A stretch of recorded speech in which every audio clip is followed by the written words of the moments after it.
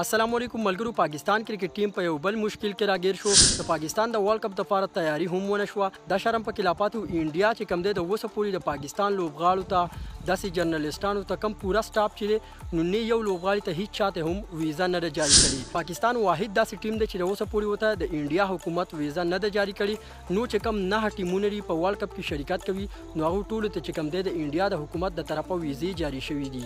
پاکستان کرکټ بورډ ته پکار دی چې فورن پرې باندې اکشن والی او هم نن چې کم دی په پاکستان د لوبغاړو ته او دیو ټول چې کم کوچینګ سټاف دی امپایران دی دیو ته چې کم دی ویزې جاری کی ځکه چې بیا چې کم دی دیو د ورلد کپ لپاره تیاری نشي کولای. پاکستان کرکټ ټیم نن چې کم دی د ورلد کپ لپاره د پاکستان نه وتلې اول وتلې دوبۍ ته 2 ورځې بالته ایثار وې.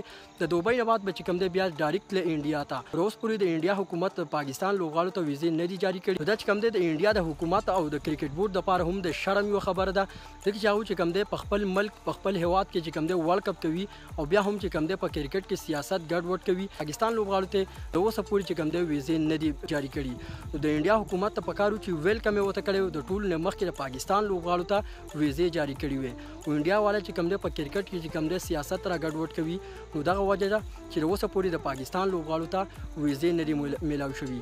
دا اوس پورې زه چې را ویډیو ریکارډ کوم نو د اوس پورې د پاکستان یو لوبغاړي ته هم ویزا نه ده جاری شوي. نو داسې نه چې د انډیا حکومت په چې کم دی د پاکستان د لوبغاړو ته ویزې نه جاری کوي به خو د پاکستان کرکټ ټیم لک تنګي او د ورلد کپ چې کومه تیاری ده نو هاتي خرابوي ځکه چې د انډیا حکومت چې کوم دی نو ټول ته ویزې جاری کړي دي. ځن ټیمونه چې کوم دی اوس انډیا ته ټریول کوي خو د پاکستان چې کوم دی د اوس پورې چې کوم دی د ورلد کپ لپاره هیڅ پلان نشته ځکه چې هغه ته ویزې نه میلاو شوي چې ویزې ورته میلاو شي نو 2 ورځې په دوبۍ کې او بیا چې کوم دی ډایرکټ چې کوم دی ورم اپ میچ دی په یو کم 10 تاریخ باندې. نو پاکستان چې د ورلد کپ تیاری ده نو هغه ډیره زیاته ګډه وډه ده. نن ورته ویزې جاری نشو نو پاکستان چې د ورلد کپ تیاری ده نو دغه چې کوم دی ډیره زیاته چې کوم دی روسته شي بیا چې کوم دی په یو کم 10 تاریخ باندې پاکستان د نیوزیلند سره ورم اپ میچ دی نو چې پاکستان کرکټ ټیم ډایرکټ انډیا ته ورسي نو پریکټیس او هیڅ قسمه تیاری به ونه شي. البته پرې کې زیاته بدنامي چې کوم دی د انډیا والا ځکه چې دغه حکومت چې کوم دی د اوسه پورې د پاکستان لوبغاړو ته ویزې نه دي جاری کړي.